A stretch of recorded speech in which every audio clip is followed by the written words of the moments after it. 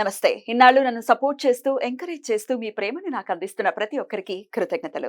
అలాగే ఈ వీడియో కూడా ఖచ్చితంగా మీకు ఉపయోగపడుతుంది. లైక్, షేర్ అండ్ సబ్స్క్రైబ్ చేసి మీ సపోర్ట్‌ని నాకు అందించండి. అలాగే ఈ వీడియో పట్ల మీకున్న అభిప్రాయాన్ని కామెంట్ సెక్షన్‌లో కామెంట్ చేసి తెలియజేయండి. ఇప్పుడు వీడియోని చూద్దాం. నమస్తే. Welcome to our channel. నేను కుప్పా పద్మిని. ప్రస్తుతం మనతో పాటు వేదిక్ ఆస్ట్రాలజర్ అవినాష్ దాస్ గారు ఉన్నారు. మాట్లాడదాం. అవినాష్ గారు నమస్తే అండి. నమస్తే అండి. ఓం నమో వెంకటేశాయ. ఓం నమ శివాయ. ఎలా ఉన్నారు అవినాష్ గారు? దేవుడి దయ వల్ల చాలా బాగున్నానండి. అలాగే బాగుండాలని మనస్ఫూర్తిగా కోరుకుంటూ you such an young guy. దీంట్లో ప్రాక్టీస్ లో ఉన్నారు, చక్కగా రెమెడీస్ చెప్తున్నారు, ప్రేక్షకులు కూడా రిసీవ్ చేసుకుంటున్నారు. ఎలా అనిపిస్తుంది? నిజంగా చాలా గొప్పగా అసలు చాలా ఉల్లాసంగా హ్యాపీగా ఉన్నానండి. రైట్. ఇక్కడ దాకా వచ్చాను, దేవుడు తీసుకొచ్చాడు, మీరు సపోర్ట్ చేశారు, ఛానల్ సపోర్ట్ చేశారు. చాలా చాలా హ్యాపీగా ఉన్నా. Be happy. అలాగే రైట్. ఇక ఈరోజు నేను అడగబోతున్నటువంటి ప్రశ్న చాలా కామన్ గా ఈ మధ్య కాలంలో ఎక్కువగా, అంటే ఈ మధ్య కాలంలో ఇన్ ద సెన్స్ ఒక 10-15 ఇయర్స్ నుంచి చాలా ఫ్రీక్వెంట్ గా వినిపిస్తున్నటువంటి సమస్య. పిల్లలు కలగట్లేదు, పిల్లలు పుట్టట్లేదు, ఏం చేయాలో అర్థం కానటువంటి పరిస్థితి. ఫర్టిలిటీ ఇష్యూస్ తో చాలా ఇబ్బంది పడుతున్నారు. దానికి ఫర్టిలిటీ సెంటర్స్ అద్భుతమైన ఆన్సర్ అని చెప్పొచ్చు. అంతమంది ఇబ్బంది పడుతున్నారు కాబట్టి అన్ని సెంటర్స్, గల్లీకి ఒక సెంటర్ రేజ్ అవుతూ ఉంది. So that means fertility issues ఉన్నాయి. అసలు ఎందువల్ల వస్తుంది? అసలు పిల్లలు కలగడానికి ఎలాంటి రెమెడీస్ ని ఫాలో చేయొచ్చు? మీ దగ్గర ఉన్నటువంటి సబ్జెక్ట్ ఏంటి? అసలు ఫస్ట్ మాట్లాడదాం. అసలు పిల్లలు ఎందుకు పుట్టడం లేదు? ఈ గల్లీ గల్లీకి ఫర్టిలిటీ సెంటర్లు ఉన్నాయి. ఈ ఫర్టిలిటీ సెంటర్లు ఏవైతే ఉన్నాయో ఇవి సక్సెస్ రేట్ ఎంత? జస్ట్ 15%. ఈ ఐవీఎఫ్ సెంటర్లు, ఫర్టిలిటీ సెంటర్లు సక్సెస్ రేట్ ఓన్లీ 15%. సరే, అవన్నీ తర్వాత. ఫస్ట్ అసలు ప్రాబ్లంకి వద్దాం. పిల్లలు ఎందుకు పుట్టడం లేదు? సొల్యూషన్, పిల్లలు పుట్టాలంటే ఏం చేయాలి? ఇది కొంచెం కాంట్రవర్షియల్ టాపిక్. ఇవాళ అమావాస్య కాబట్టి కాంట్రవర్సీనే జరుగుతుంది. సో మాట్లాడదాం, జెన్యున్గా ఓపెన్గా మాట్లాడదాం. పిల్లలు ఎందుకు పుట్టారంటే మీకు చిన్న ఎగ్జాంపుల్ చెప్తా. నాకు ఒక క్లయింట్ ఉన్నారు, మా బెస్ట్ ఫ్రెండ్ త్రూ వచ్చారనమాట. వాళ్ళ దూరపు చుట్టము, బంధువు ఫోన్ చేసి, నాకు 2 పిల్లలు ఉన్నారండి, ఇప్పుడు 3వ సారి ప్రెగ్నెంట్ నేను, మీరు అబ్బాయా అమ్మాయా చెప్తారా కొద్దిగా అని అడిగారు. అప్పుడు మేము చెప్పమండి ఇలాంటివి, నాకు మళ్ళీ ఫోన్ చేయొద్దు, నాకు అస్సలు ఇష్టం లేదండి ఇలాంటివి, please don't call me again అని మా ఫ్రెండ్ని తిట్టాను. అరే నువ్వు ఎట్లా తీసుకొచ్చారా ప్లస్ ఆవిడ్ని తిట్టడం జరిగింది నేను.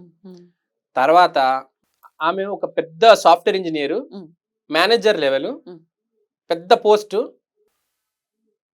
ఆమె ఇప్పుడు స్కానింగ్ సెంటర్ల చుట్టూ తిరుగుతుంది. ఎక్కువ డబ్బులు ఇస్తే స్కానింగ్ సెంటర్లలో అబ్బాయా అమ్మాయి అని చెప్తున్నారు. వాళ్ళు కూడా ఇలా తయారైపోయారు. తర్వాత నేను మా ఫ్రెండ్ని అడిగాను, అరే ఏంట్రా స్టోరీ అంటే ఆమె చెప్పింది, అబ్బాయి అయితే ఉంచుకుంటారంట, అమ్మాయి అయితే తీసేస్తారంట, అబార్ట్ చేస్తారంట. ఇంత దరిద్రంగా తయారయ్యారు సొసైటీ.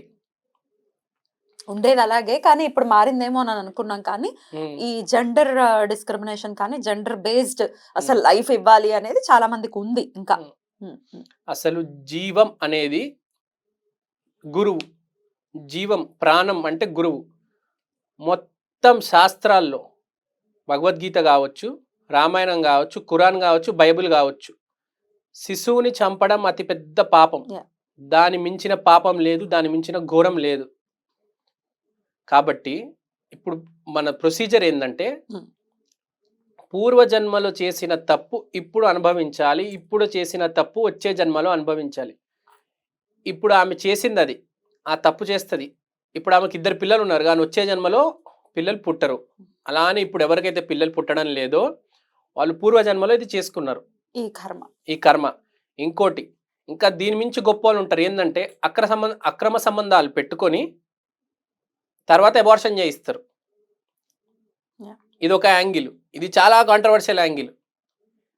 అస్సలు శిశువుని చంపకూడదు, మహాపాపం, ఘోరం అసలు, ఎట్టి పరిస్థితిలో.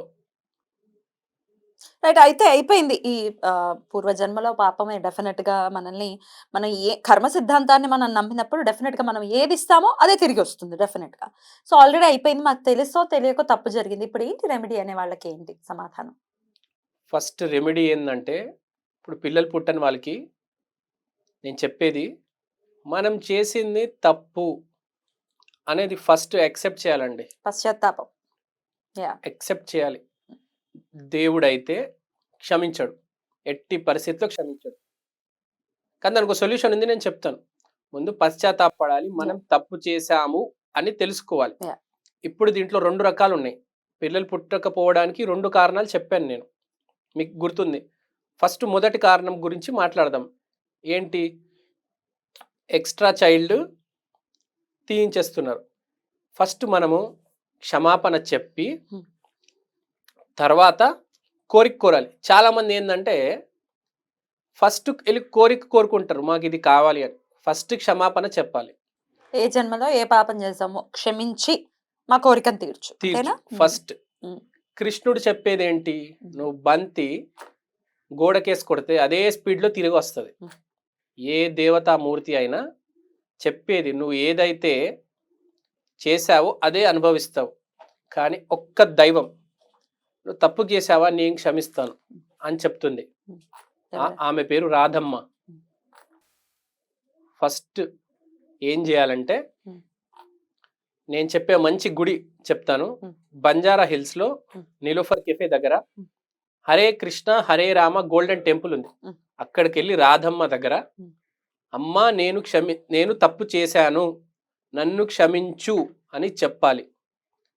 ఇప్పుడు హైదరాబాద్‌లో ఉన్న గుళ్ళలో బెస్ట్ గుడి హ్మ్. రాధమ్మకి బాగా పవర్ ఉన్నది. ఎందుకంటే చాలా చూశాను టెంపుల్స్‌లో నేను. రాధ ఉంటారు, కృష్ణుడు ఉంటారు, గోవులు ఉండవు హ్మ్. చాలా హ్మ్. ప్లేసెస్‌లో. కానీ ఆ టెంపుల్‌లో 20, 30 హ్మ్. గోవులు ఉంటారు. హ్మ్. కృష్ణుడు, హ్మ్. రాధ చాలా మంచి టెంపుల్ అది. హ్మ్. సో ప్రతి మనిషికి నేను అడ్వైస్ చేసేదంటే ఆ టెంపుల్‌కెళ్ళాలి. 2, 3 టైమ్స్ విజిట్ చేయండి. హ్మ్. క్షమాపణ చెప్పండి. మేము ఇంకోసారి తప్పు చేయము. మమ్మల్ని క్షమించండి Radhamma please. Please, please, please. తప్పయిపోయింది. నిజంగా ఫీల్ అవ్వాలి. ఏదో మాట వరుసకు చెప్పొచ్చామని కాదు. అక్కడ కొంతసేపు కూర్చొని హ్మ్. ఫీల్ అయ్యి చెప్పండి రాధమ్మకి తప్పు జరిగిపోయింది అని. రైట్. అలా 2 సార్లు వెళ్ళిన తర్వాత మీకు మీరు పశ్చాత్తాపడిన తర్వాత మీకు ఎప్పుడైతే మనసు క్లియర్ అయిపోతుందో అప్పుడు మనం కోరిక కోరాలి. హ్మ్. ఇప్పుడు మనం కోరిక కోరాలంటే మన హైదరాబాద్‌లోనే సికింద్రాబాద్‌లో రాణిగంజ్ అని ఒక ఏరియా ఉంది. హ్మ్. రాణిగంజ్ దగ్గర హ్మ్. జేమ్స్ స్ట్రీట్ రైల్వే స్టేషన్ అని ఉంది. ఆ! అక్కడ శ్రీ శ్రీ బాలమ్మ టెంపుల్ అని ఉంది. హ్మ్. ఆ టెంపుల్ చాలా పవర్ఫుల్ టెంపుల్. చాలా పాజిటివ్ ఫీడ్‌బ్యాక్ ఉంది. హ్మ్. నాకు తెలిసిన 2 క్లయింట్స్ పాజిటివ్ ఫీడ్‌బ్యాక్ కూడా ఇచ్చారు. హ్మ్. నేను ఇద్దరిని పంపించాను. ఫస్ట్ రాధమ్మ గుడికెళ్లారు. తర్వాత శ్రీ శ్రీ బాలమ్మ టెంపుల్‌కెళ్లారు. హైదరాబాదే తప్పు కాదండి. హ్మ్. ఇక్కడ కూడా చాలా చాలా పుణ్యక్షేత్రంతో సమానమే హైదరాబాద్ కూడా. నేను దీన్నే తక్కువ అంచనా వేయను. హ్మ్. సో శ్రీ శ్రీ బాలమ్మ టెంపుల్‌కెళ్ళి హ్మ్. అమ్మ నాకొక చిన్న బిడ్డ కావాలి. ప్లీజ్ కోరుతున్నాను. నాకివ్వండి. ప్లీజ్, ప్లీజ్ రిక్వెస్ట్ చేయాలి. మనస్ఫూర్తిగా చెప్పాలి. నేనక్కడ క్షమాపణ ఇచ్చాను. ఇప్పుడు మీ దగ్గర కోరిక కోరడానికొచ్చాను. ప్లీజ్ నాకొక్కసారి అవకాశం ఇవ్వండి. మళ్ళీ జీవితంలో ఈ తప్పు చేయను రైట్. అని చెప్తే హ్మ్. బాలమ్మ దయ ఉంటే చాలా మందికి బిడ్డలు పుట్టారు. రైట్. ఇప్పుడు కాదు హైదరాబాద్‌లో లేరు. ఇతర ప్రాంతాల్లో ఉన్నారు. మన సబ్‌స్క్రైబర్స్ దేశ విదేశాల్లో కూడా ఉన్నారు. మరి వాళ్ళ పరిస్థితి ఏంటి? ఇప్పుడు నేను గుడికెళ్ళాలి అని ఫోర్స్ చేయట్లేదు. హ్మ్. మీరు రాధమ్మ పటం హ్మ్. లేదంటే బాలమ్మ పటం పెట్టుకొని హ్మ్. వర్షిప్ చేసుకుంటే చాలు. రైట్. ఏ తెలుగు సబ్స్క్రైబర్ అయినా ఎప్పటికైనా హైదరాబాద్ రావాల్సిందే ఏదో రోజు. హ్మ్. వచ్చినప్పుడు ఒకసారి దండం పెట్టుకొని, ఒకసారి దర్శనం చేసుకొని. దండం యాహ్! పెట్టుకోండి. ఇప్పుడు నేను చాలా టెంపుల్స్ ఉంటాయి బయట out side Hyderabad, out side Telangana, out side AP చెప్పొచ్చు. హ్మ్. కానీ హైదరాబాద్‌లోనే చాలా మంచి టెంపుల్స్ ఉన్నాయి. చాలా పవర్‌ఫుల్ టెంపుల్స్ ఉన్నాయి. హ్మ్. ప్రతి దానికి టెంపుల్ ఉంది. మనం డిస్కస్ చేద్దాం ఫ్యూచర్‌లో. తప్పకుండా. ప్రెజెంట్ అయితే నాకున్న క్లయింట్స్‌లో positive feedback Sri Sri Balamma temple నుంచి వచ్చింది. హ్మ్. అండ్ రాధమ్మ టెంపుల్ నుంచి వచ్చింది. రైట్. ఇది ఫస్ట్ కేస్. హ్మ్. సెకండ్ కేస్ ఏందంటే అక్రమ సంబంధాలు పెట్టి నేను చెప్పినట్టు అబార్షన్ చేయించడం. హ్మ్. వాళ్ళకైతే అసలు చాలా కష్టమండి బేసిక్‌గా. చాలా మందిని చూస్తూ ఉంటాను. ఐవీఎఫ్ కూడా ఫెయిల్ అయిపోతది. ఏది కుదరదు. ఇలాంటి కేసులే. అలాంటి కేసులకి నేను చెప్పేదేందంటే అలాంటి కేసులు చాలా మొండికి గూడా ఉంటాయి. మీరు ఒక ప్రాణం తీశారు కదా!